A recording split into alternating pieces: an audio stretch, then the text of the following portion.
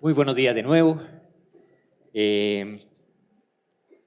Vamos a abordar la cuestión del informe final, por supuesto, por partes y por supuesto, sin intentar en esta primera sesión entrar en asuntos sustanciales del informe. En realidad lo que me interesa en esta primera conversación, no voy a tener presentación en PowerPoint, así que todo tranquilo. No suelo usarlas, así que me disculpan si la esperan. Pero el asunto es, lo que interesa en esta primera sesión es que podamos, en primer lugar, entrarle al informe, como dice Miguel, en términos muy coloquiales. Y me permito utilizar la misma expresión porque mientras preparábamos todo este proceso diplomado, la primera pregunta es, ¿y cómo le entra uno al informe? Es decir, ¿cómo le entra uno a una cosa que son 23 informes y que completan 5.000 páginas? Todavía no hemos clarificado si es así, pero es probable que este sea el informe de Comisión de la Verdad más largo del mundo.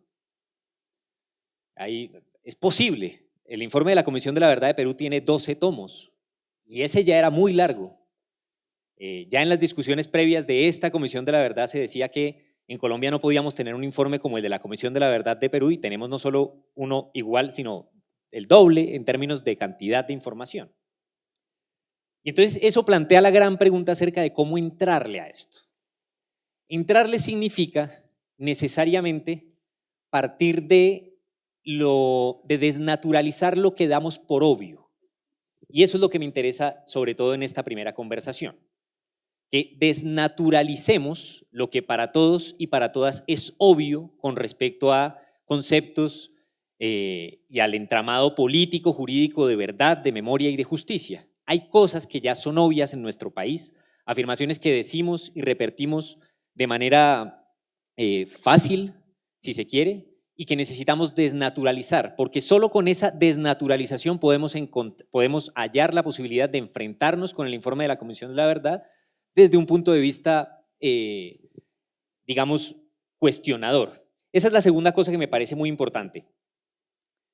El informe de la Comisión de la Verdad y todas las cosas que estamos haciendo, y este diplomado también la incluye, no parte de la idea de que el informe de la Comisión de la Verdad sea un objeto sagrado. No es un objeto sagrado. Ni parte de la idea de que la victimización en sí sea un valor sagrado. Y eso, si lo desnaturalizamos, no es una afirmación menor. Algunas personas se enfrentan a la comisión, al informe final de la Comisión de la Verdad como quien se enfrenta a un objeto sagrado. Y eso rompe con la existencia del derecho a la verdad y a la memoria, que no es el derecho a enfrentarnos a información sobre nuestra experiencia histórica como información sagrada e intocable, o en la medida en que es sagrada, es intocable, sino a la posibilidad de que frente a nuestra experiencia histórica podamos, sí, conocerla, pero también enfrentarla y también confrontarla y también discutir sobre ella y también recrearla. Ese es el derecho del que estamos hablando. Hay que tener derecho necesariamente a conocer nuestro pasado para ello, pero hay que tener derecho también a debatir con ese pasado. Si ese informe de la Comisión de la Verdad es un objeto sagrado, no hay nada que discutir sobre él. Todo lo que hay que hacer sobre él es aprenderlo, como aprendemos la Biblia, que es un libro sagrado. Y eso es algo que no solo no interesa a este diplomado, eso es algo que jurídicamente en Colombia es contraderecho. Jurídicamente respecto a los principios internacionales es contraderecho. Dejando eso asentado, la primera pregunta que quiero invitarles a que nos hagamos es la pregunta acerca de lo memorable.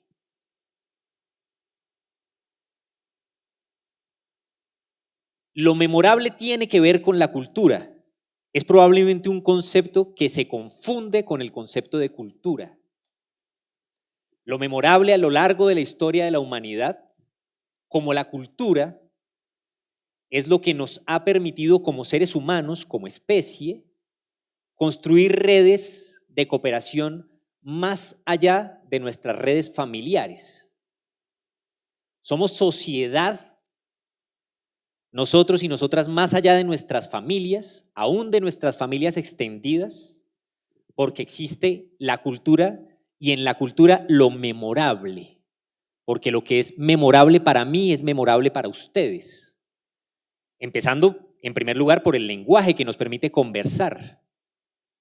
Las letras y el lenguaje están establecidas como algo memorable. Tenemos un consenso implícito acerca de que eso es memorable. A lo largo de la historia de la humanidad, lo memorable no ha sido lo que muy recientemente, probablemente desde el siglo pasado, es lo memorable. A lo largo de la historia de la humanidad, lo memorable han sido fundamentos para la guerra. En la medida en que a lo largo de la historia de la humanidad se ha considerado que la guerra es legítima, que incluso la guerra es el método legítimo de solución de diferencias, controversias e intereses entre países, seres humanos y grupos sociales, a lo largo de la historia de la humanidad lo memorable sobre todo ha fundamentado la guerra. Hoy en día es distinto. Internacionalmente lo memorable en gran medida es lo que fundamenta la paz. ¿Desde cuándo es eso así? Es una pregunta interesante para hacerse. Hay un filósofo español que se llama Manuel Reyes Mate, que es el filósofo que probablemente ha estudiado mejor a Walter Benjamin, y que plantea que ese momento en el que la historia de la humanidad cambia y no asume como lo memorable lo que fundamenta la guerra, sino asume como lo memorable lo que fundamenta la paz, tiene que ver con las dos guerras mundiales que ocurrieron en el siglo XX.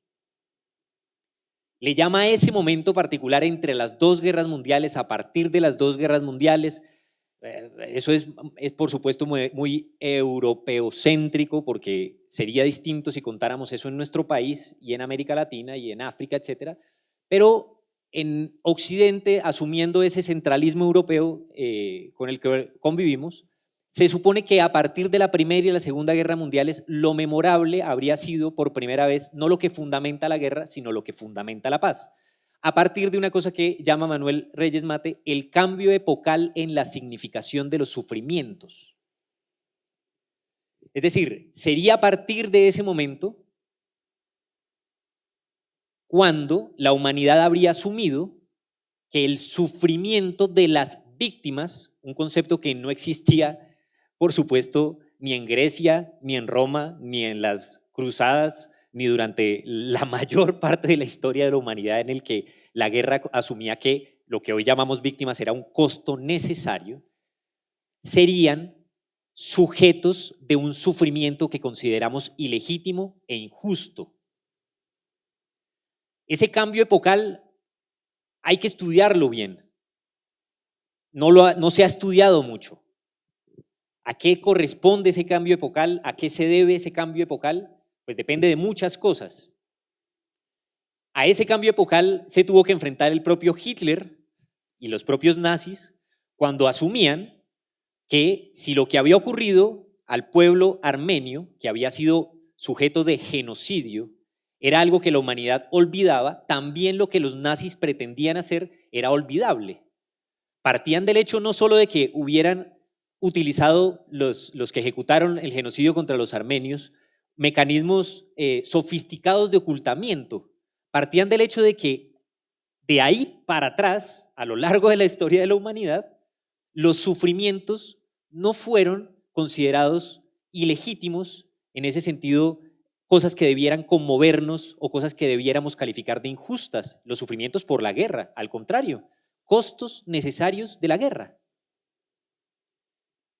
Eso cambia entre la Primera y la Segunda Guerra Mundiales, cambia con todos los instrumentos que se producen a partir de la Segunda Guerra Mundial. Por eso, a partir de la Segunda Guerra Mundial es que aparecen los instrumentos internacionales como la Convención contra el Genocidio, la Convención de los Derechos Humanos, etc. Son los primeros instrumentos que en la historia de la humanidad parten de algo fundamental, y es: necesitamos enfrentar el sufrimiento que produce la guerra, y para eso creamos estos instrumentos. A partir de ese cambio epocal que se produce allí. Ese cambio epocal significa, volviendo al punto, un cambio epocal fundamental con respecto a lo memorable. A partir de ese momento, en Europa, está claro que lo memorable tiene que ver con el sufrimiento de las víctimas. Entonces, cuando uno ve los archivos sobre el juicio de Nuremberg, lo que se encuentra en gran medida son el interés de los jueces por extraer métodos de sujeción, métodos de tortura, métodos de desaparición forzada, etcétera, que acrediten la existencia del sufrimiento de las víctimas. Eso también tiene otra cosa muy relevante, y es importante, aunque estemos hablando del informe de la Comisión de la Verdad, es importante con respecto al concepto de memoria, y es que si durante la Primera y la Segunda Guerra Mundiales, sobre todo a partir de lo ejecutado por los nazis, se pretendía no dejar huella sobre esa cantidad de violaciones a los derechos humanos, se pretendía por la sofisticación que no hubiese forma de encontrar archivos, documentos, etcétera, necesariamente a partir de ese momento también el testimonio cobra un gran valor. Ese momento, en el derecho. Cuando uno estudia derecho, yo no sé cuántos aquí serán abogados, pero el testimonio en el derecho, en un proceso judicial común, es poco valorado con respecto a otras pruebas, sobre todo las pruebas documentales. A partir de la Primera y la Segunda Guerra Mundiales, junto con el cambio epocal de los sufrimientos, hay una valoración del testimonio, es decir, de la memoria, de la experiencia a la que podemos acceder gracias a la memoria, que nos permite conocer lo que los documentos no permiten conocer, lo que después de un proceso como el ejecutado por los nazis pretendió ser ocultado físicamente y solo queda después en la mente de las personas, y ese es el origen en gran medida de lo que hoy en día significa la memoria en Colombia.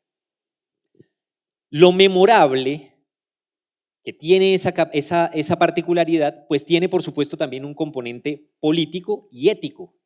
Cuando digo ético no quiero decir moral, quiero decir, cuando digo ético, que se refiere a la capacidad que tenemos de decidir, porque esa es la ética, con respecto a la convivencia social y al orden social, y eso tiene que ver con la política. Me refiero al hecho de que cuando hablamos de lo memorable, sobre todo a partir del siglo XX, hablamos de la posibilidad de decidir qué es lo memorable. Y eso implica intervención política sobre lo que es memorable. Les hago la pregunta, ¿qué es a partir de la historia del siglo XX lo memorable? Entonces, a partir de la historia de los nazis, a partir de, sobre todo eso que ha sido un proceso, digamos, tan determinante en la historia de la humanidad, muchos consideran que es de allí de donde surge el evangelio, utilizan esa palabra sobre el tema de las víctimas, la memoria, la verdad, etcétera. Pero sobre eso, pues hay muchas cosas que se preguntaron y que se han considerado memorables. Tenemos que hacer memoria de ellas, pero es decir, tenemos que además establecerlas como memorables, es decir, que sobre ellas es necesario hacer memoria recurrentemente, sobre muchas cosas, sobre la obediencia, por ejemplo. ¿Qué nos lleva en términos de obediencia a participar de un genocidio? Es una barbaridad del tamaño que es. ¿Qué lleva al ser humano a ser tan obediente respecto de estructuras de poder que le permiten terminar participando en prácticas tan aberrantes como la ejecución de un genocidio, como las torturas? Después del proceso de Nuremberg, por ejemplo, la obediencia es algo que para los europeos ha sido absolutamente memorable.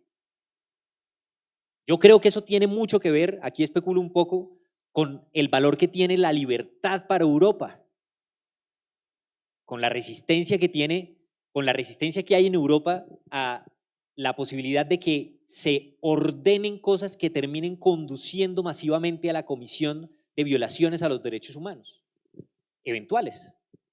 Pero eso tiene que ver con el hecho de que durante todo el siglo XX la obediencia ha sido memorable en Europa. ¿Aquí ha sido memorable la obediencia? La burocracia, la obediencia ha sido memorable, por ejemplo, lo que implica la acumulación capitalista. Para muchas personas aquí es un problema como teórico, ¿no? Como la acumulación capitalista produce efectivamente víctimas, violaciones a los derechos humanos, son dos cosas que están vinculadas.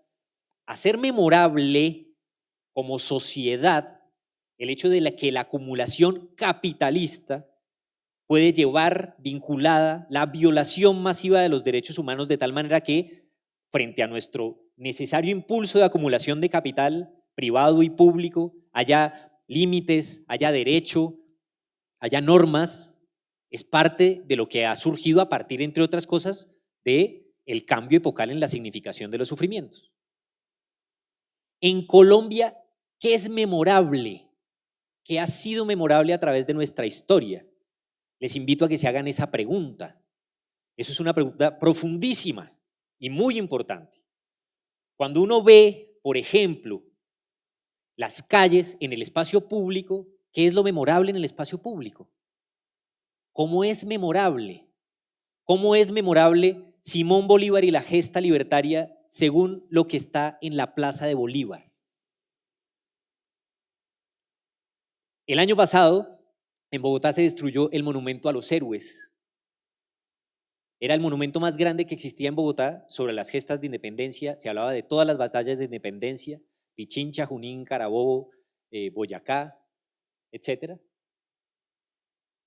La gente joven se tomó ese lugar, allí marcaba algo que consideraba como sociedad joven algo memorable y escribieron gigante 6402. Memorable.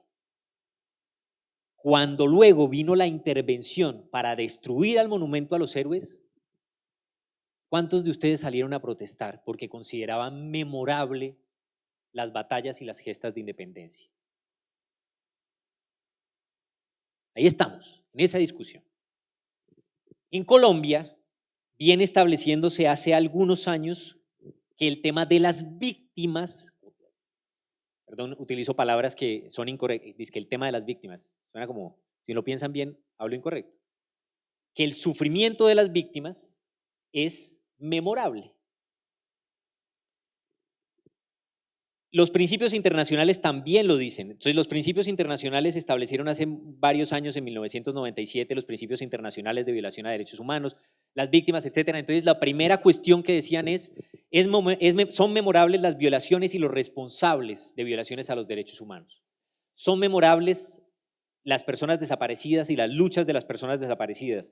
Son memorables la experiencia de las víctimas a través de su testimonio. Eso es memorable, eso sirve para algo, nos tiene que hacer evitar que efectivamente volvamos a caer en violaciones a los derechos humanos. Los principios internacionales dicen que las actuaciones internacionales son memorables, cómo actúan las instituciones, eso se ve en los archivos. Los principios internacionales dicen, han ordenado hace muchos años que tienen que existir comisiones de la verdad. ¿Y para qué son las comisiones de la verdad? Para que después de escribir, publiquen un libro y digan, esto es memorable para toda la sociedad. Aquí están las claves también. En Colombia ha sido largo y muy interesante el proceso de establecimiento de qué es lo memorable. En gran medida, antes de estas leyes y normas que tienen que ver con el reconocimiento de las víctimas, se han creado las comisiones de estudio de investigación que han tenido que ver con el impulso político, el interés político por establecer lo memorable. Entonces, por ejemplo, en 1958, conocerán ustedes muy bien, estuvo esa comisión de estudios sobre la violencia, Comisión Nacional Investigadora de las Causas y Situaciones Presentes de la Violencia en el Territorio Nacional, se llamaba. En 1958, en ese año, se supone que se ordenaba una comisión que estudiaran la violencia liberal conservadora que había vivido Colombia, para que después produjeran un informe y todos, viendo ese informe, supiésemos qué es lo memorable, qué es lo que tenemos que recordar con respecto a la violencia liberal y conservadora que impida que de nuevo ocurra la violencia liberal conservadora. Esa era la pretensión. Ese informe sobre todo tiene un carácter de denuncia y tiene un carácter de establecimiento de dinámicas territoriales.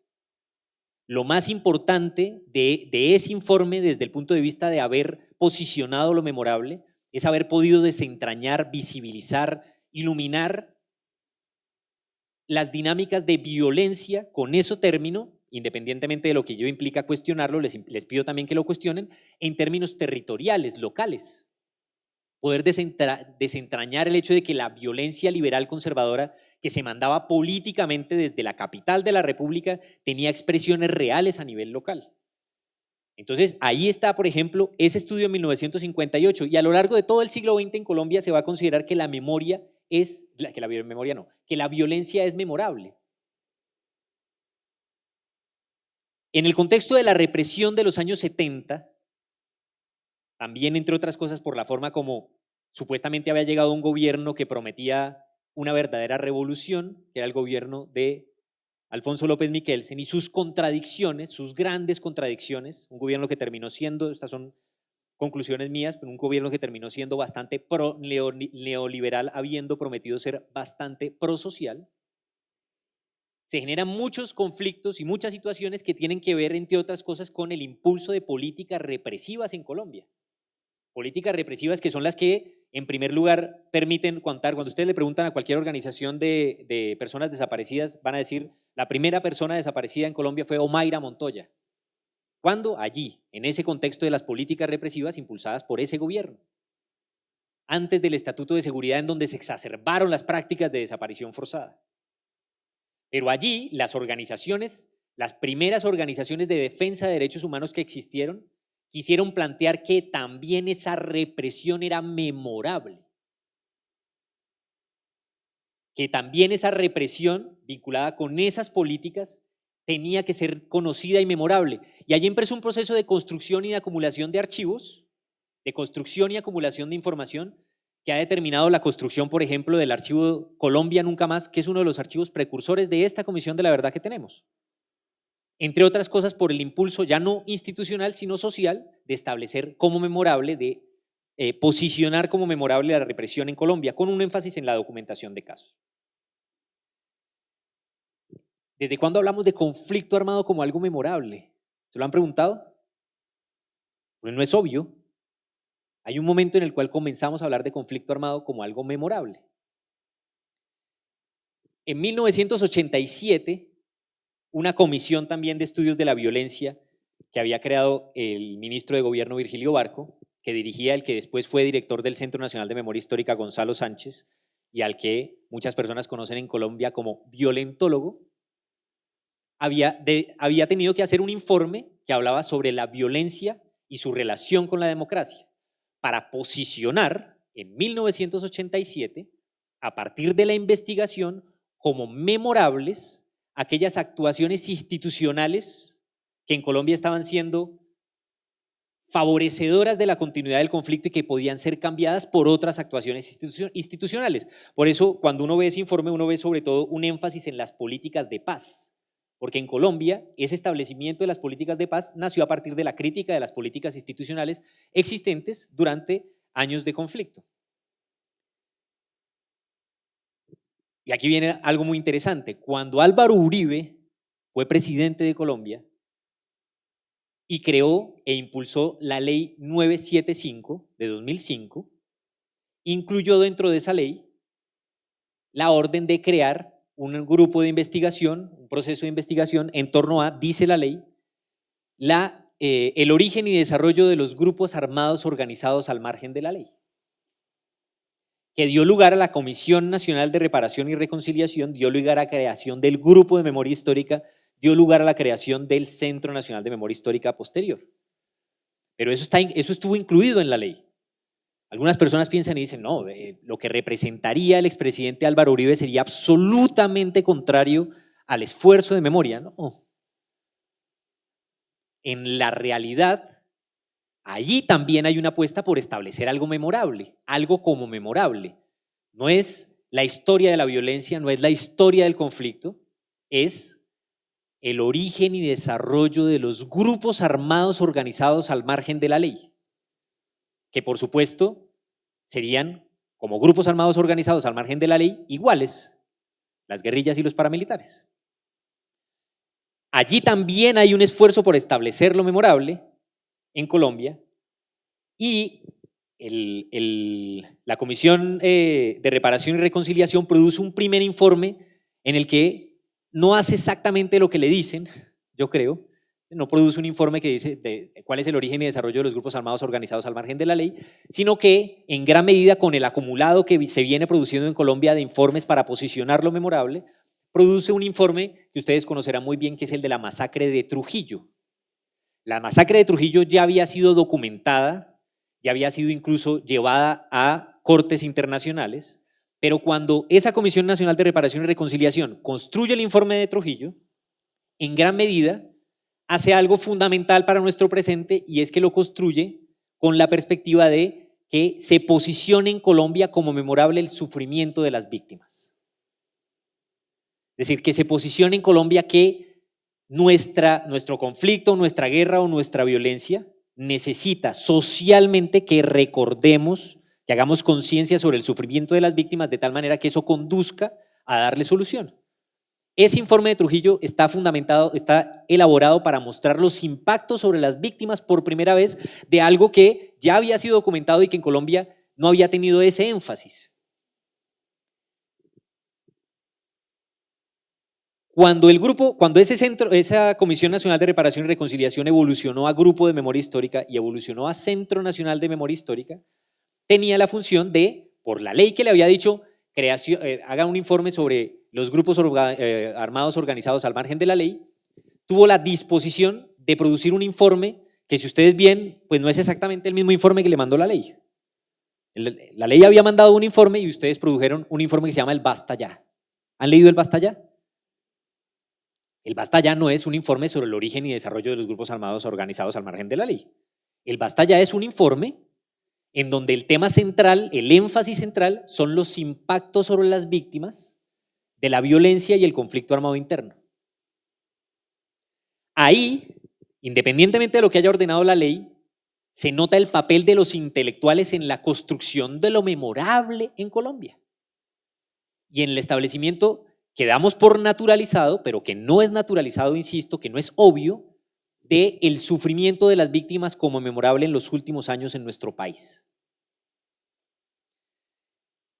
Ese Basta Ya además tiene otro énfasis que va a ser muy importante para leer el informe de la Comisión de la Verdad, que tiene que ver con comprender un verdadero problema histórico entre nosotros, y es cómo es posible que después de la Constitución del 91, que supuestamente vendría siendo el paso democratizador y modernizador más importante ocurrido a lo largo de por lo menos la segunda mitad del siglo XX, ¿cómo es posible que después de la Constitución precursora de las constituciones progresistas en toda América Latina se produce no la pacificación del país, sino el periodo de mayor intensidad de la violencia y del conflicto en el país?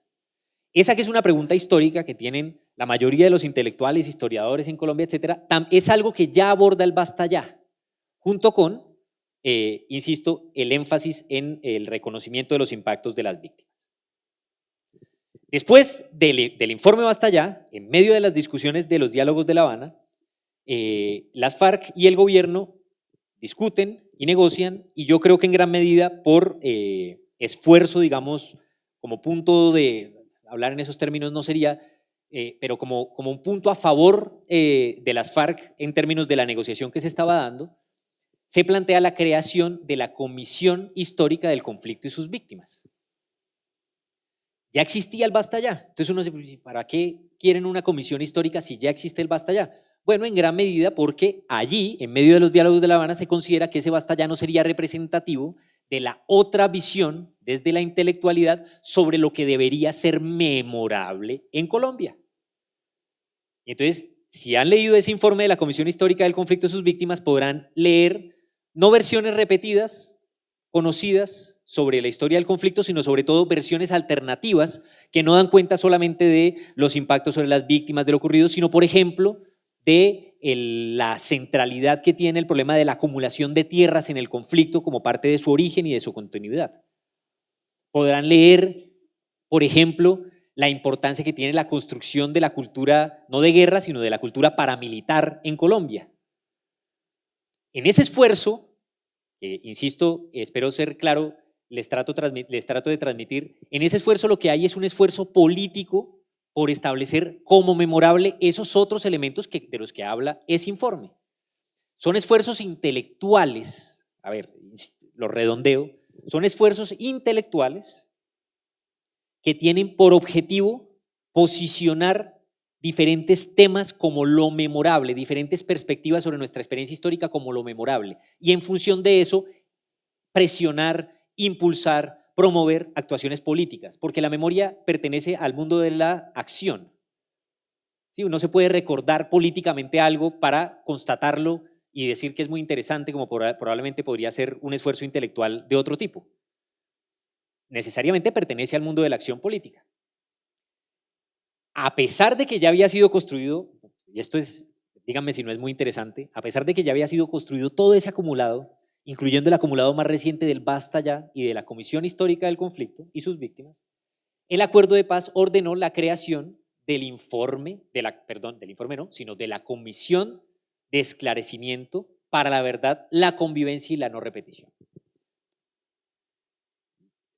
No es que no fuera suficiente, es que la disputa por el establecimiento de lo memorable es la disputa política y también allí, en medio de los diálogos de La Habana, se expresó esa disputa política y se expresó con un consenso y es, hagamos otra comisión y esa otra comisión de la verdad, le decimos hoy en día, debe producir un informe que nos permita establecer qué es lo memorable.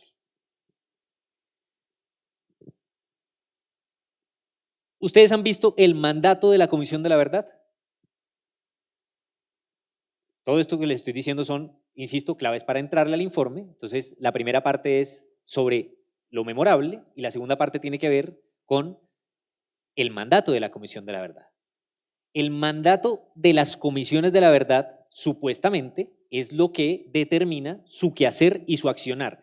Y podría uno decir, es el criterio de evaluación de su trabajo.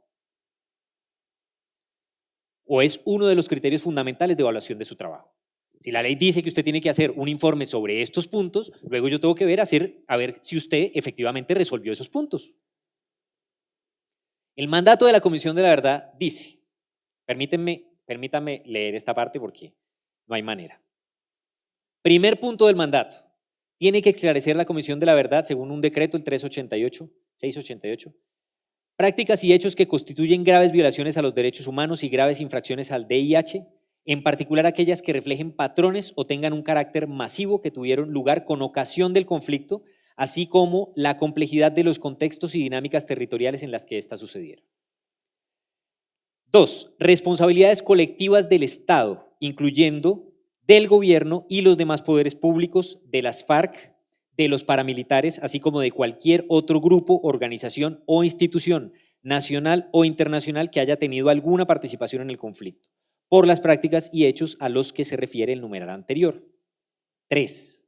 El impacto humano y social del conflicto en la sociedad, incluyendo el impacto sobre los derechos económicos, sociales y culturales y ambientales, y las formas diferenciadas en las que el conflicto afectó a las mujeres, los niños y niñas, adolescentes, jóvenes y adultos mayores, a personas en razón de su religión, opinión o creencias, o a las personas en situación de discapacidad, a los pueblos indígenas, a las comunidades campesinas, a las poblaciones afrocolombianas, negras, palenqueras, raizales, al pueblo rom, a la población LGBTI, a las personas desplazadas, exiliadas o víctimas del conflicto que se encuentren en los defensores y defensoras de derechos humanos, sindicalistas, periodistas, agricultores y agricultoras, ganaderos, ganaderas, comerciantes, empresarios, entre otros. Se fue el 3, ¿no? 4. El impacto del conflicto sobre el ejercicio de la política y el funcionamiento de la democracia en su conjunto, incluyendo el impacto sobre los partidos y movimientos políticos y sociales, en particular los de oposición. 5. El impacto del conflicto sobre quienes participaron directamente en él como combatientes o sobre sus familias o entornos. 6. El contexto histórico, los orígenes y múltiples causas del conflicto, teniendo en cuenta como insumo los informes de la Comisión Histórica del Conflicto y sus víctimas, entre otros. 7. Los factores y condiciones que facilitaron o contribuyeron a la persistencia del conflicto, teniendo en cuenta como insumo los informes de la Comisión Histórica del Conflicto y sus víctimas. 8. El desarrollo del conflicto, en particular la actuación del Estado, de las guerrillas, de los grupos paramilitares o el involucramiento de diferentes sectores de la sociedad. 9. El informe del paramilitarismo, en particular sus causas, el fenómeno del paramilitarismo, en particular sus causas, orígenes y formas de manifestarse, su organización y las diferentes formas de colaboración con esta, incluyendo su financiación, así como el impacto de sus actuaciones en el conflicto. 10. El desplazamiento forzado y despojo de tierras con ocasión del conflicto. 11. las relaciones entre el conflicto y los cultivos de uso ilícito, la producción y comercialización de drogas ilícitas, el lavado de activos y derivados del fenómeno del narcotráfico.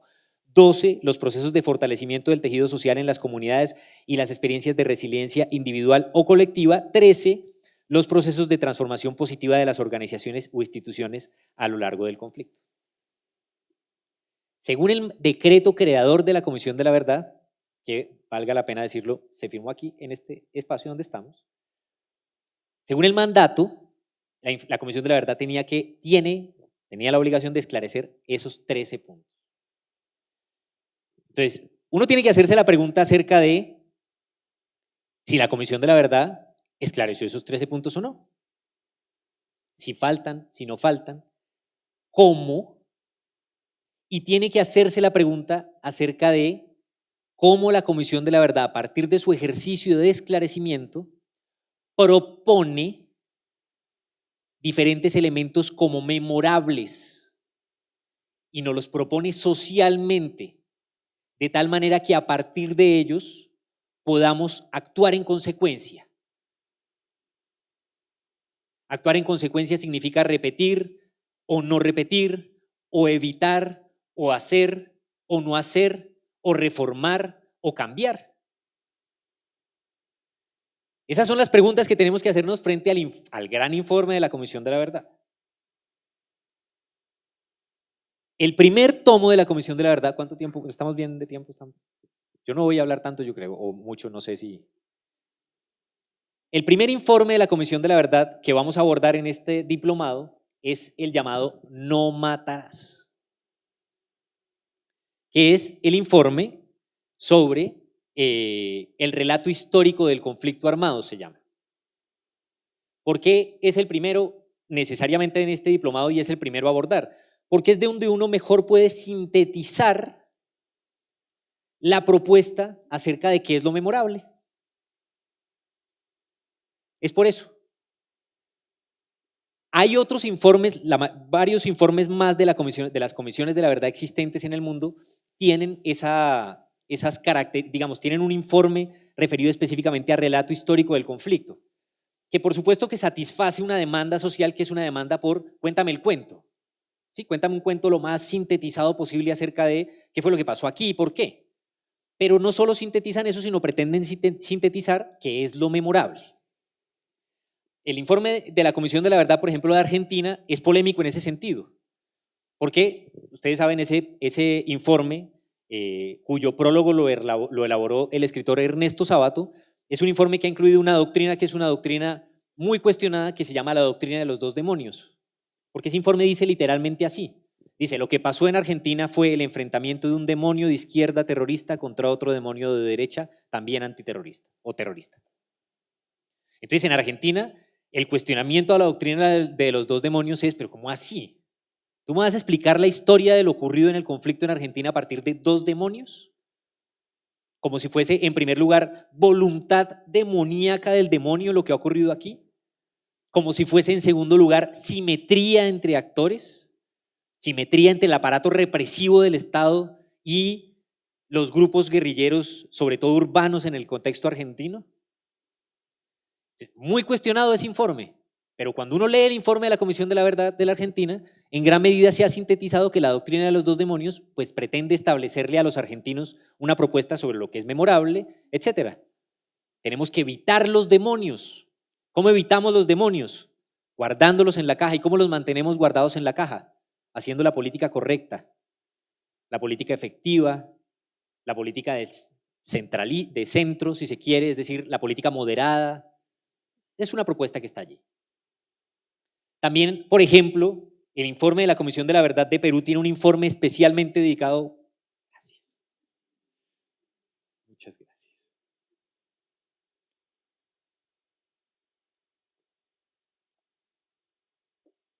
El informe de la Comisión de la Verdad tiene un informe que se llama el Atún Villacuy. Atún Villacuy traduce en quichua el gran relato, con la pretensión de que ese libro fuese el del gran relato. Y aquí nuestro gran relato de la Comisión de la Verdad se llama No Matarás, lo cual es muy interesante. No matarás, yo creo que tiene implicaciones interesantes. y me voy a permitir pues cuestionarlas también y plantear preguntas sobre ellas. La primera cuestión que es muy interesante sobre ese no matarás, pues es su título. No matarás es un mandamiento de los 10 mandamientos de la ley de Dios que Dios transmitió a Abraham. No matarás debería ser, según ese título, según esa construcción discursiva, debería ser una conclusión que sacáramos de la lectura sobre la experiencia histórica del conflicto y de la violencia y dijéramos, bueno, ¿y qué es memorable de todo esto? ¿Qué es memorable de toda esta historia contada en 23 informes, más los del Centro Nacional de Memoria Histórica, más los de la Comisión Histórica, más, ¿qué es memorable de todo esto? Y entonces, ahí hay una propuesta que dice, memorable de todo esto es que no matarás. A mí me parece que eso es curioso, que merece cuestionamiento. No sé si de nuestra experiencia histórica, no sé, no. Critico que de nuestra experiencia histórica produzcamos un mandato tipo mandamiento, porque los mandamientos como sagrados no se cuestionan con respecto de su origen y su razón de ser. A mí me parece que la conclusión de no matarnos en democracia debería ser producto de la conciencia histórica, no producto de dejar muy bien claro sobre piedra que no debemos matarnos, porque sabemos que se va a producir caos. A mí me parece que eso es contrario al esclarecimiento, que el esclarecimiento es precisamente lo contrario de ese esfuerzo. Pero ahí vamos en el debate. Les planteo debates porque, insisto, lo fundamental de estos informes finales es debatir. Segundo, ¿qué más tiene el no matarás que me parece relevante como propuesta memorable? Insisto, me parece a mí, ya luego tenemos todas las lecturas posibles. Me parece que el centro del no matarás es que la guerra es el objeto de esclarecimiento del informe final. Hagamos una línea del tiempo. Y entonces en la línea del tiempo tenemos los acontecimientos ocurridos en Colombia desde 1800 algo, o desde antes, si quieren, desde el siglo XIX. En todo caso, por lo menos en la línea del tiempo uno ve la masacre de las bananeras. En todo caso, en la línea del tiempo uno ve la guerra de Villarrica, que si no saben mucho de esa guerra les invito a que vean la exposición que tenemos aquí en el Centro de Memoria. Uno ve a los momentos en los cuales, después de la guerra liberal conservadora, el general Rojas Pinilla, su gobierno y las élites de este país le mandaron a los campesinos con intención de agresión anticomunista en el contexto de la Guerra Fría, napalm, que se había utilizado en la guerra de Vietnam. Hagamos esa línea del tiempo. En esa línea del tiempo, esos acontecimientos que ocurrieron en 1954 aparecen como contexto, porque la guerra, según el informe final de la Comisión de la Verdad, empezó en 1958, que es un momento en el cual se acredita la guerra como guerra, es decir, la existencia de una confrontación. ¿Eso debe ser así o no? Es la propuesta del informe final. Es decir, que el centro de lo que debiéramos el centro del objeto de esclarecimiento, lo que debiéramos tener como memorable es el momento en el cual en nuestro país comienza una guerra. Yo creo que hay acontecimientos que son memorables anteriores. Creo que es fundamental que tengamos como memorable en el mismo estatus la violación a los derechos humanos que produjo que los campesinos y campesinas tuviesen que recurrir a organizarse en formas de comunidad que fueron acusadas como repúblicas independientes y que después, por ser acusadas como repúblicas independientes, bombardeadas, y después, por ser bombardeadas, convertidas en guerrillas bajo el nombre de Fuerzas Armadas Revolucionarias de Colombia, FARC. Ahí está la discusión, porque lo anterior a 1958 vendría siendo el contexto de la guerra, que explica el por qué surgió la guerra. En todo caso, cuando la guerra es objeto central de esclarecimiento, hay una conclusión, y es que si la guerra como enfrentamiento es objeto central de esclarecimiento, entonces necesariamente, y sí, esa es una propuesta sobre lo memorable que comparte este informe final como el informe Basta Ya, etcétera, lo que sobre todo es memorable son las víctimas que produce la guerra, porque el informe está sobre todo centrado por eso todo lo que les hablé al principio está sobre todo centrado para que en Colombia posicionemos que el sufrimiento causado a las víctimas durante el siglo XX, a partir de nuestra historia reciente, es repudiable e injusto y debemos hacer lo necesario para evitarlo. Y para eso, tener la guerra como objeto de esclarecimiento, la propuesta de la guerra como objeto de esclarecimiento es concordante. ¿Cuál es el origen del conflicto según el no matarás? Espero que lo hayan leído antes. Yo leí, según lo que yo leí en el no matarás, el origen del conflicto tiene que ver con la agencia de grupos marxistas de convertirse en guerrillas y de pretender imponer el socialismo en Colombia, frente a lo cual reciben la respuesta de las élites y del Estado que pretenden sobre todo defender el status quo. Si uno lee el informe de la Comisión Histórica del Conflicto de sus Víctimas, pues encuentra todo lo contrario, o de varios de los ensayos que están allí. Porque en el informe de la Comisión Histórica del Conflicto de sus Víctimas, en gran medida lo que hay es un conflicto entre dos concepciones que han girado a lo largo de nuestra historia en la intelectualidad, entre la concepción que plantea que lo fundamental del origen del conflicto es la agencia o las causas estructurales. Es decir, la decisión de haber construido guerrillas o las causas estructurales que pobreza, desigualdad, miseria, interés de acumulación de capital de tierras, etcétera, produjo en cambio que esas guerrillas, no por capricho, sino por voluntad, sino por obligación, tuviesen que convertirse en guerrillas. En ese debate es un debate existente en Colombia, no está cerrado porque lo diga el informe de la Comisión de la Verdad o porque la Comisión de la Verdad proponga algo con respecto al mismo. Pero es lo que propone en el informe No Matarás. Es lo que propone. 3. ¿Qué explica la continuidad del conflicto en Colombia? Es decir, el hecho de que, a diferencia, eso es bien interesante, a diferencia de muchos conflictos en América Latina del mismo tipo, en Colombia haya continuado el conflicto por tanto tiempo. ¿Qué lo explica? En el No Matarás, yo creo, hay una propuesta. La propuesta tiene mucho que ver con el momento en el cual, después de la Constitución del 91, recuerden que en los otros países latinoamericanos, sobre todo en los de Centroamérica, hay procesos de paz en los años 80 antes de la Constitución del 91. Colombia tiene un proceso de paz que en ese sentido es contemporáneo con respecto a esos procesos de paz. En El Salvador, en Guatemala, etcétera. Al mismo tiempo se dan. Pero que explica que en Colombia, después de la Constitución del 91, mientras esos otros conflictos con guerrillas desaparecieron, aunque las dinámicas de violencia no, en Colombia sí hayan seguido. Entonces dice el No Matarás, tiene mucho que ver con dos cuestiones fundamentales. Uno, la recepción que tuvo la Constitución del 91 por parte de las élites en Colombia, sobre todo las élites locales y regionales. Y la recepción que tuvo esa misma Constitución del 91 por parte de las FARC. Según el informe No Matarás, la frase que utiliza el informe es: para unos fue muy poco y para otros fue mucho. El impulso de la Constitución del 91 habría sido para las élites, para quienes formaron el paramilitarismo, mucho, y para las guerrillas, muy poco. Esa es una propuesta que está allí. Si ustedes leen, por ejemplo,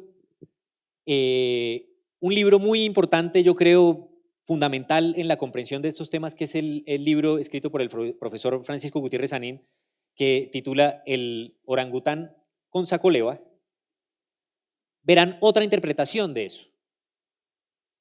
No sería la guerra en Colombia y su continuidad no se explicaría sobre todo por el hecho de que haya actores, guerrillas, paramilitares, etcétera, que hayan actuado en contra de la democracia, sobre todo a partir de 1991, sino en cambio sería el modelo de democracia colombiano, nuestro modelo de democracia, el que habría favorecido que esos grupos se afincaran en el uso y aprovechamiento de las reglas de esa democracia para construir redes clientelares que les hubiera permitido mantenerse en el tiempo.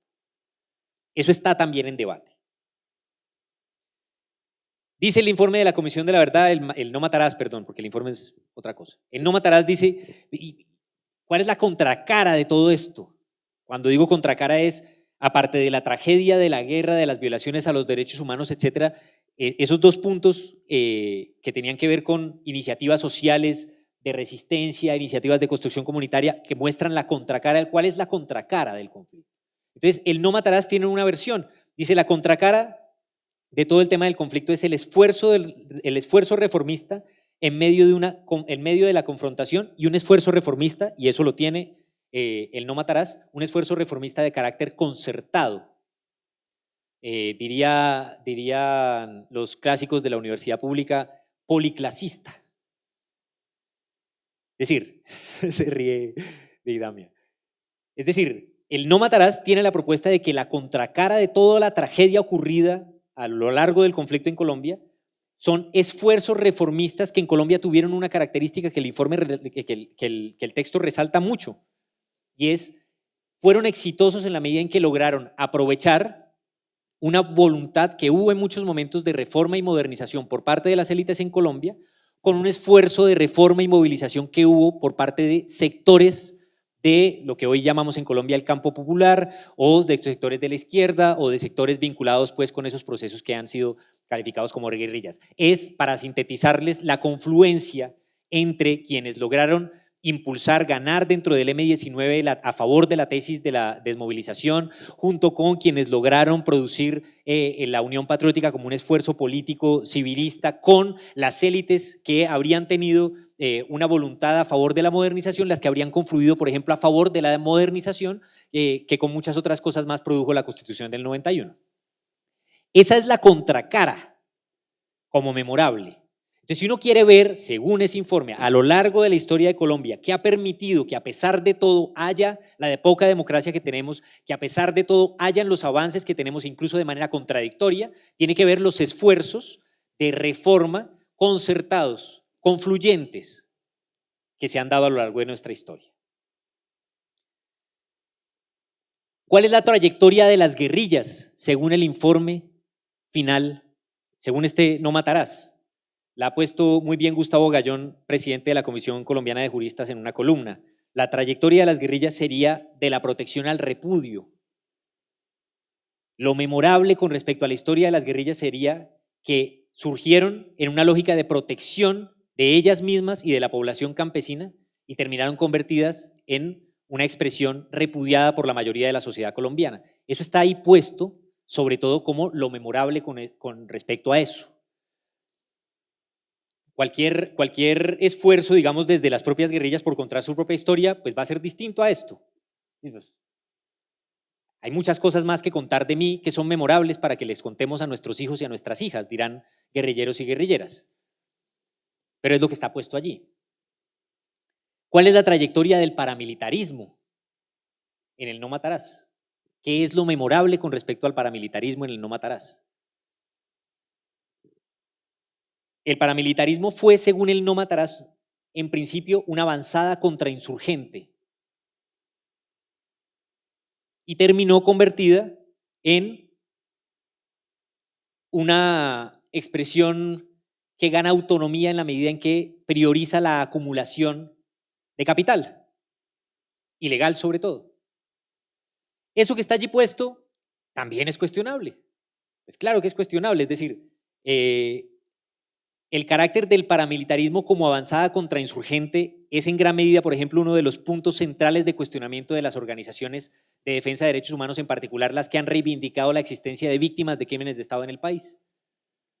Porque son esas organizaciones las que han dicho que el paramilitarismo no surge como avanzada contrainsurgente, sino como avanzada que desde el origen tiene un interés de acumulación, que se usa en la lógica del mercenario a favor de los temas contrainsurgentes, pero luego cuando desaparece de la guerrilla de las FARC sigue sirviendo al mismo interés de acumulación, y por eso las organizaciones herederas del paramilitarismo, como le llama el Acuerdo de Paz, seguirían asesinando líderes sociales, líderes políticos en los territorios, aun cuando no existieran guerrillas, no por su transformación de contrainsurgencia a interés acumulación, sino por su verdadera naturaleza, siempre vinculada con la acumulación. Bueno, ahí está el debate.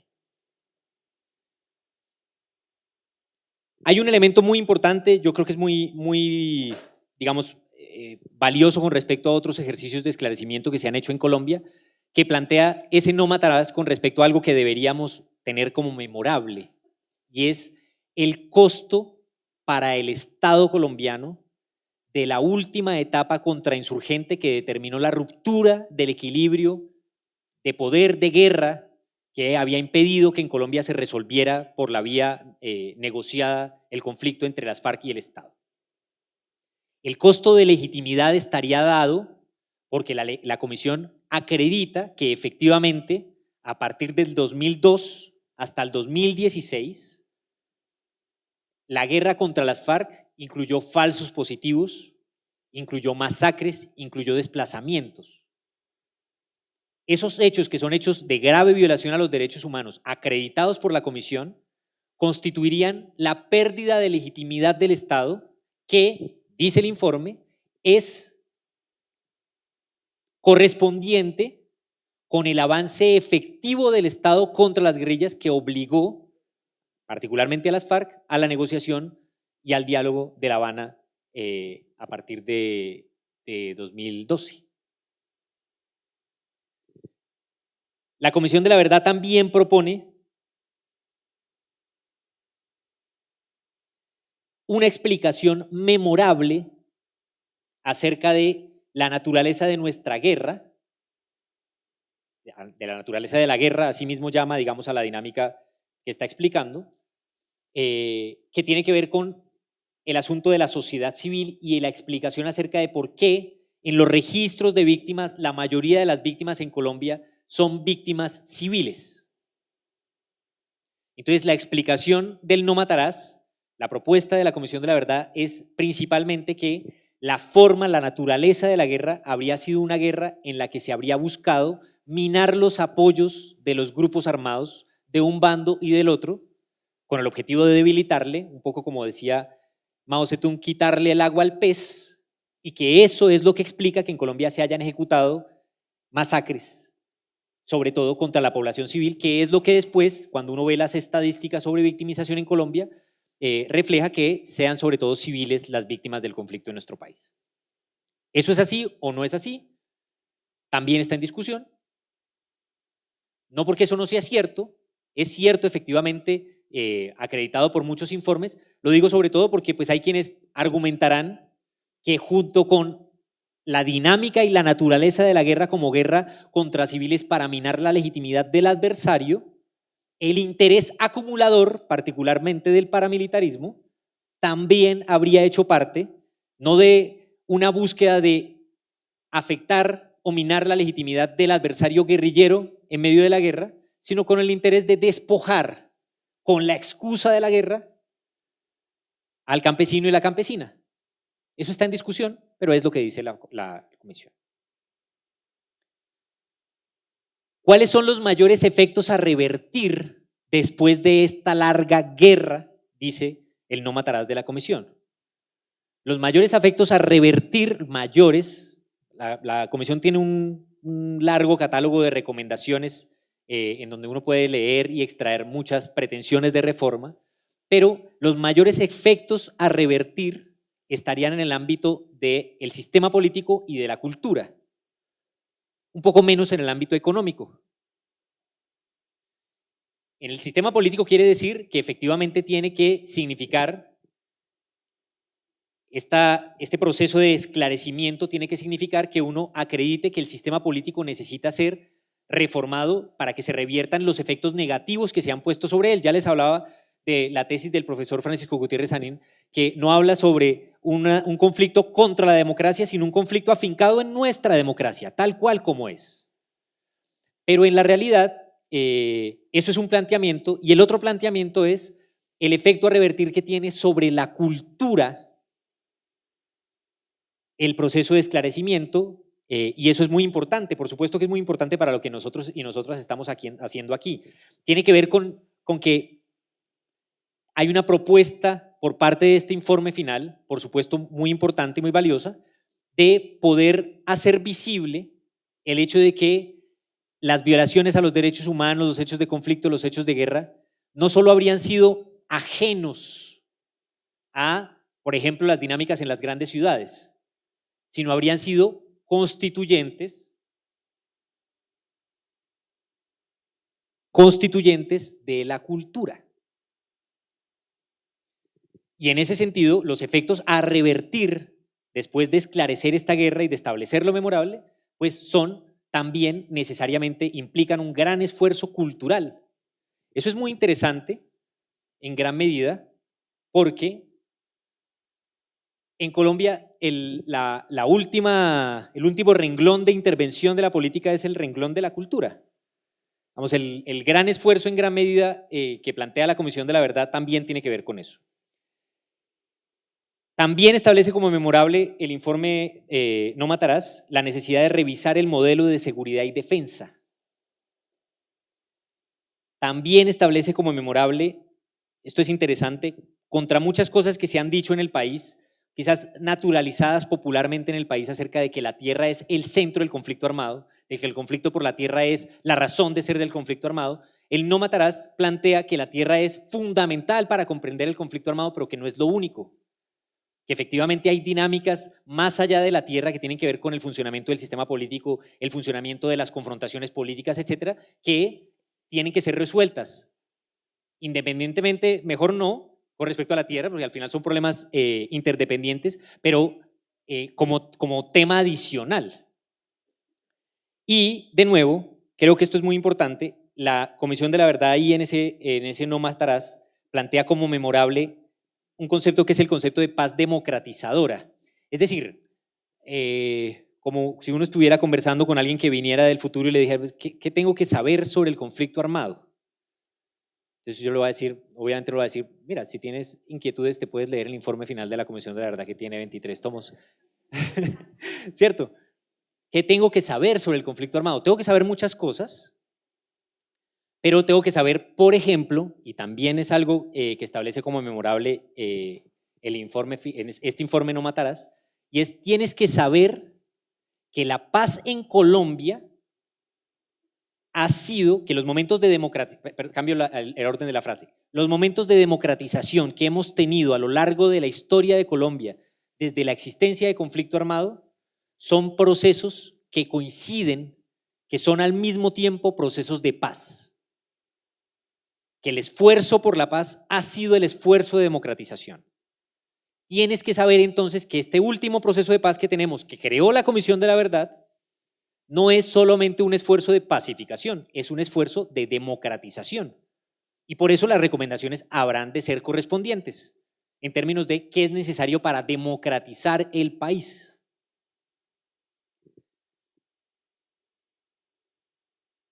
Estas cosas que he planteado tienen que ver con cómo, desde mi lectura, cada quien tiene que hacer la suya, porque esto no es un cliché repetido, sino porque efectivamente es para eso, para lo que estamos aquí, pero podemos extraer cosas memorables a partir de ese No Matarás de la Comisión de la Verdad que pretende sintetizar el conjunto del informe y ofrecer un relato histórico, no con el objetivo de que lo contemplemos, sino el objetivo de que actuemos en correspondencia. Tiene necesariamente una correspondencia con respecto a lo que se ha venido haciendo en Colombia en los últimos años, es decir, corresponde a la forma como en Colombia se ha venido posicionando como memorable el sufrimiento de las víctimas, el carácter de la violencia, el carácter del conflicto, y a su vez eso corresponde a la forma como en Occidente, a la forma como, según los principios internacionales del derecho, se ha venido estableciendo que es memorable eso. Para terminar, el esfuerzo en Colombia después de la Comisión de la Verdad, por supuesto que es el esfuerzo por transmitir, dice uno siempre, apropiar, es un esfuerzo sobre el informe final de la Comisión de la Verdad, pero también es un esfuerzo que permanece siempre latente en virtud de la pregunta acerca de qué es lo memorable, que insisto, no es una pregunta que uno cancele de hoy para siempre, es una pregunta que varía de respuesta. Y es curioso ver cómo el informe de la Comisión de la Verdad, mientras se acaba de producir el informe de la Comisión de la Verdad, en una sociedad, la nuestra, que ya considera que son necesariamente memorables otras cosas aparte de lo que dijo el informe de la Comisión de la Verdad. Si ustedes van a cualquier barrio en la ciudad de Bogotá, saben, los jóvenes les dirán que son memorables no solo las víctimas del conflicto, que son memorables las víctimas de la protesta social, que eso también debería ser memorable, y frente a eso no hay tal esfuerzo de memorialización. También, si uno va a diferentes esfuerzos de lucha, etcétera, le dirán, no solo es memorable, por ejemplo, lo esclarecido por la Comisión en términos del sufrimiento de las víctimas, es memorable la razón de ser de guerrilleros y de guerrilleras. ¿Son memorables o no son memorables? ¿Por qué existe eso desde el punto de vista de las motivaciones? No como una explicación que conduce a la guerra. Si uno va a otros lugares, sabe que hoy en día, las luchas que se están dando contra el calentamiento global, este man que está hablando de calentamiento global, estamos hablando de la Comisión de la Verdad, pero sí, esas luchas actuales contra eso son las luchas memorables en el futuro. Son las únicas que probablemente una sociedad agónica por calor o por lluvia va a querer recordar. Probablemente, realmente, una sociedad agónica a partir del calentamiento global no va a querer recordar tanto qué fue lo que hizo surgir a las FARC, y probablemente va a querer recordar qué fue lo que hizo que desde el punto de vista humano estuviésemos aquí, y entonces hablaremos de otras responsabilidades, no las responsabilidades que produjeron la guerra, sino las responsabilidades institucionales de por qué estaban haciendo las instituciones antes de que se produjera esta catástrofe, qué estaban haciendo los actores sociales antes de que se produjera esta catástrofe, quiénes son las víctimas de esta catástrofe, quiénes son las víctimas de esa situación. Lo memorable va transformándose con el tiempo. Hoy tenemos la propuesta de la Comisión de la Verdad, y esto es curioso porque el tiempo no se detiene ni por amor ni por dinero, dice una canción de Rubén Blades. En la medida en que uno va haciendo procesos de esclarecimiento, y esto yo creo que es real, uno tiene la obligación de ir asumiendo las consecuencias, hablo como si fuera subjetivo, el país tiene la obligación de ir asumiendo las consecuencias de ese proceso de esclarecimiento con urgencia, porque el tiempo no se detiene y van surgiendo nuevas urgencias. Es hoy, es ahora, cuando hay que asumir las urgencias de implementación del acuerdo de paz en todos sus mecanismos, surgidas, por supuesto, como conclusión, una de las conclusiones fundamentales de la Comisión de la Verdad. Porque mientras voy asumiendo esas consecuencias, van surgiendo nuevas urgencias. Muchas gracias.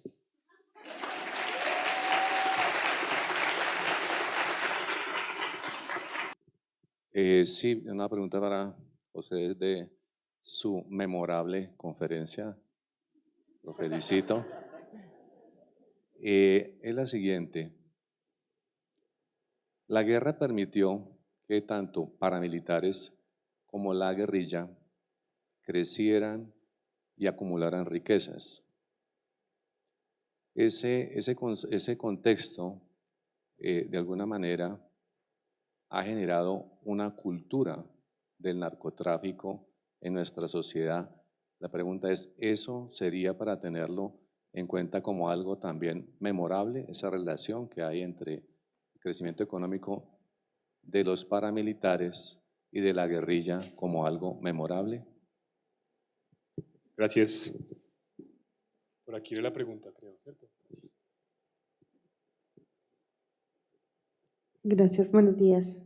Quisiera preguntarle, por favor, desde su posición de director, de constructor y de veedor de todo este tema, de lo que tenemos hoy aquí, me gustaría saber cuál considera su merced que sea como el papel efectivo que tenemos los y las jóvenes en la construcción de lo que usted nos menciona como memorable, y pues sobre el reto que tenemos para la réplica de estos escenarios. Muchas gracias.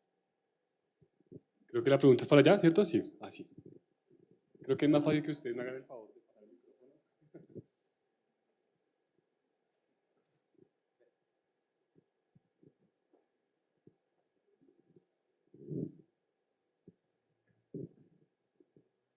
Bueno, buenas tardes ya, buenos días.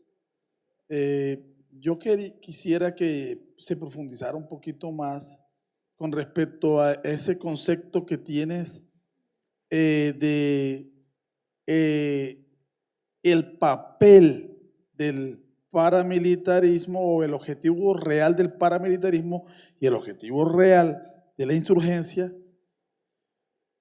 porque yo cuestiono o quedé pensando con respecto al hecho de que los paramilitares sí tenían un interés en la tierra, mientras la insurgencia no, ¿sí? Concretamente, por un ejemplo, el Sumapaz, por ejemplo, que es donde yo trabajo y es a la mesa de víctimas a la cual pertenezco, hemos hecho el análisis de que si bien se dio el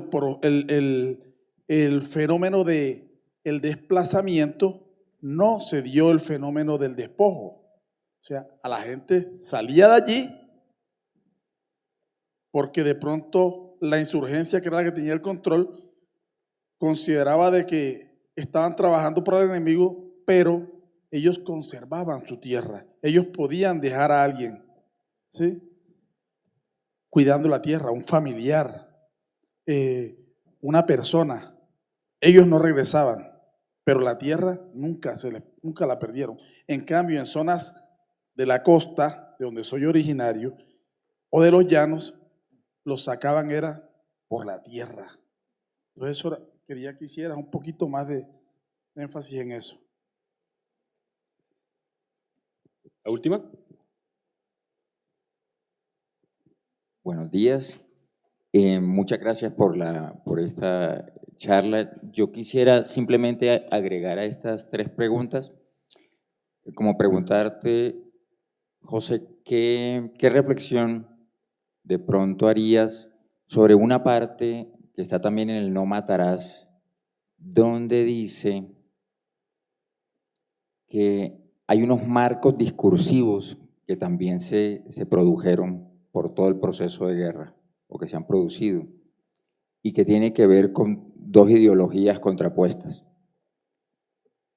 La ideología del enemigo interno, por parte de un lado, pero también esa ideología del enemigo de clase por el otro lado, que lleva como a que después la Constitución del 91, como tú lo dijiste también, parezca muy poquito para unos y ya demasiado para otros en tanto fuente de garantías. Eso.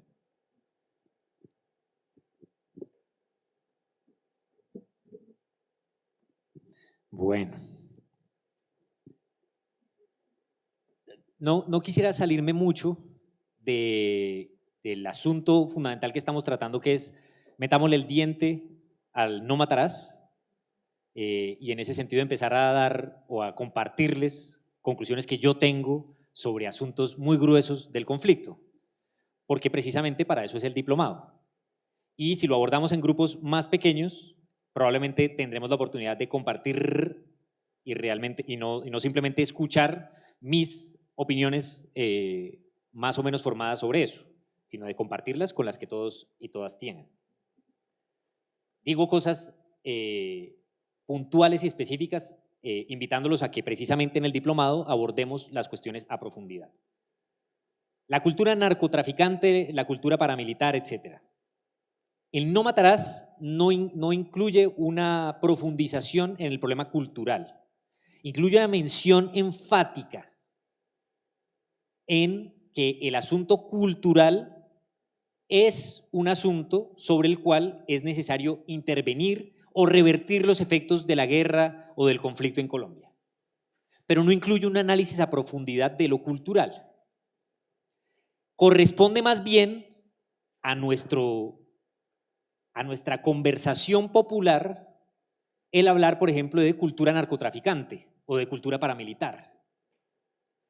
Yo creo que si uno atiende al llamado de la Comisión de la Verdad de hacer de lo cultural, del ámbito cultural, un ámbito de intervención real para revertir los efectos de la guerra, necesariamente tenemos que desobviar, desnaturalizar lo que hemos dicho culturalmente, popularmente en la conversación sobre la cultura, y realmente deberíamos abordarlo. Y creo que sobre eso no hay conclusiones, porque es uno de los temas menos estudiados. Entre otras cosas porque el Ministerio de Cultura de nuestro país ha sido a lo largo de nuestra historia la cenicienta de los ministerios.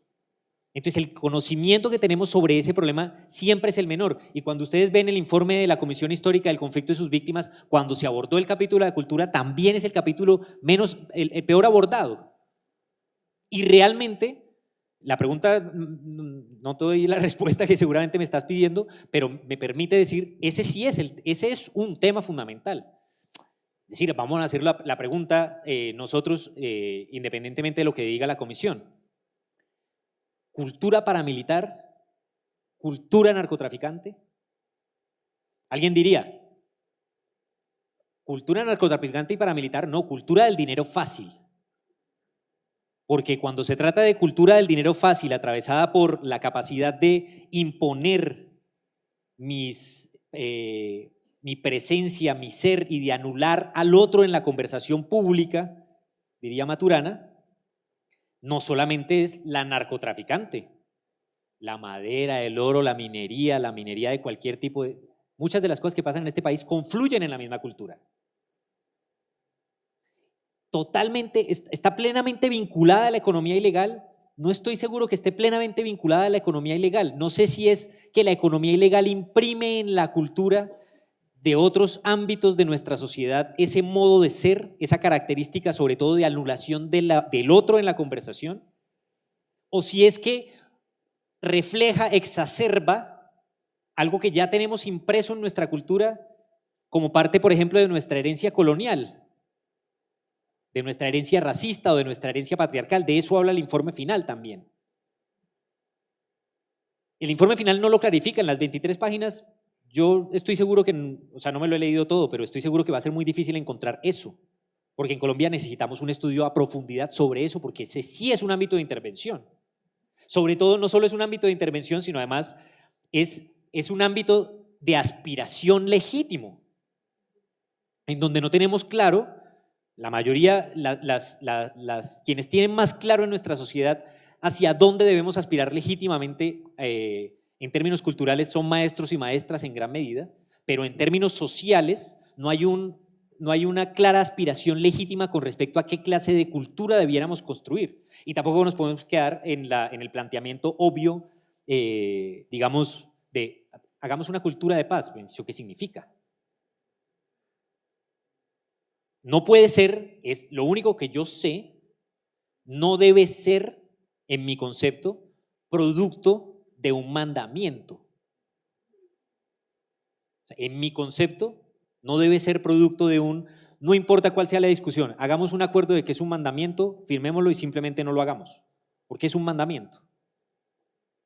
Necesariamente tiene que ser, eso es lo que corresponde a nuestro gran esfuerzo de esclarecimiento y de memoria. Colombia es a hoy uno de los países que más tiene este esfuerzo, incluso para los observadores internacionales que se aterran de cómo nosotros confiamos tanto en la memoria.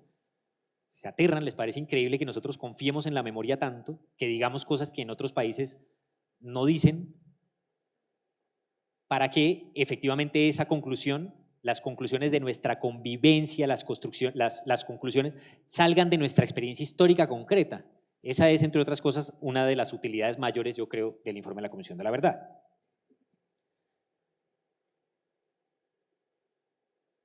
La construcción, el papel de los jóvenes en la construcción de lo memorable.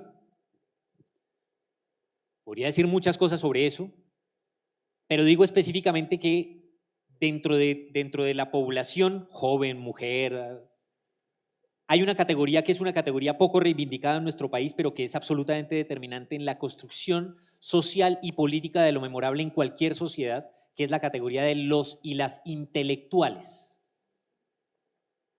Eso es una categoría un poco en crisis en nuestro país, porque nos movemos a veces entre la arrogancia intelectual y el antiintelectualismo. Entre la arrogancia intelectual de quien cree que ha estudiado algo y por eso tiene toda la autoridad para tratar a los otros como unos ignorantes, y el antiintelectualismo, que es muy propio también de la extrema derecha que se ha venido regando en el mundo en el último tiempo, que acusa al conocimiento intelectual de no ser suficientemente, de no tener suficientemente claros las verdaderas realidades de lo social. Como nos movemos ahí, y eso es una crisis que tenemos en nuestra época, igual hay que reivindicar la labor intelectual, porque todo el esfuerzo de posicionamiento de lo memorable en una sociedad en gran medida pesa sobre los hombros de los y las intelectuales. ¿Y qué es un maestro y una maestra sino un intelectual y una intelectual? Alguien, no, y no intelectual o tal porque usa tal pinta y habla de tal manera. ¿Sí? Intelectual porque piensa el mundo. Y por supuesto que con compromiso político, eso es fundamental dentro del concepto de intelectual. El concepto de intelectual nace cuando todos los intelectuales franceses escriben una carta para la liberación de Dreyfus, que también es mencionado en el informe de la Comisión de la Verdad o en un informe de la CCJ reciente. Escriben una carta y dicen: nosotros los que pensamos firmamos y nos oponemos a la injusticia y a la negación de la verdad. Eso es interesantísimo para que lo vean. Entonces, entre los jóvenes, los y las intelectuales. O sea, hay que hacer esfuerzo por valorar esa concepción. 3.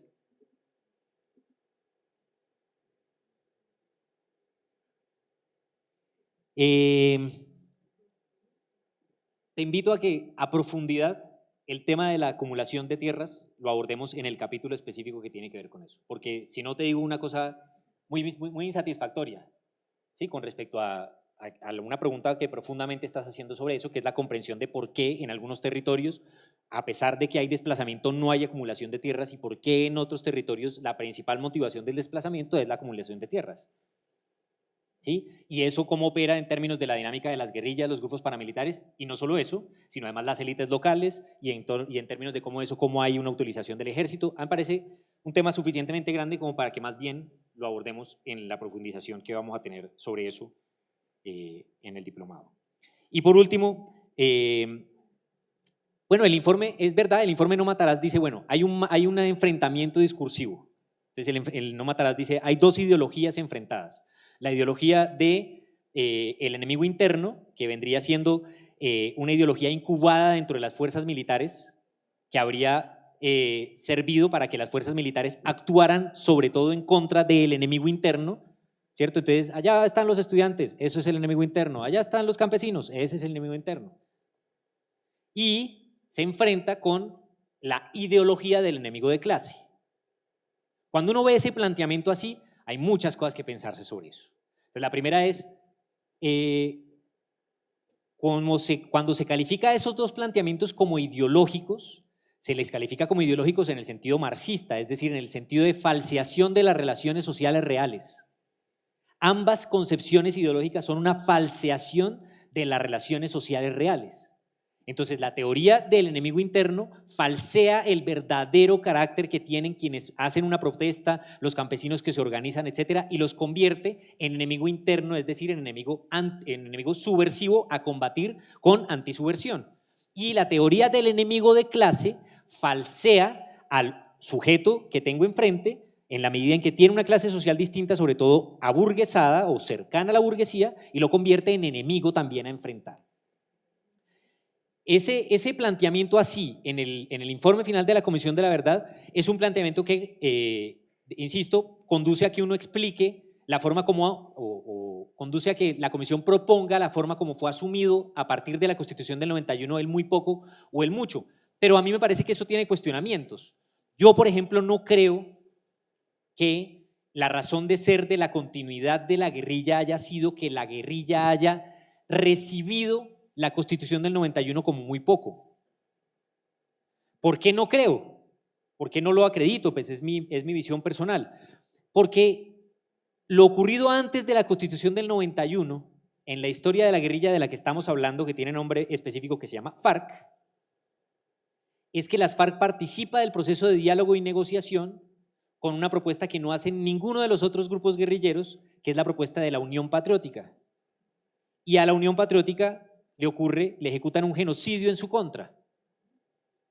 Entonces no estoy seguro, me hago la pregunta acerca de si la continuidad de las FARC después de la Constitución del 91 tiene que ver con recibir el documento de la Constitución y decir esto es muy poco, o si tiene que ver precisamente con la experiencia que vivió las FARC en los años 80 con respecto a su intento de diálogo y negociación, que incluye, gústenos o no, un genocidio.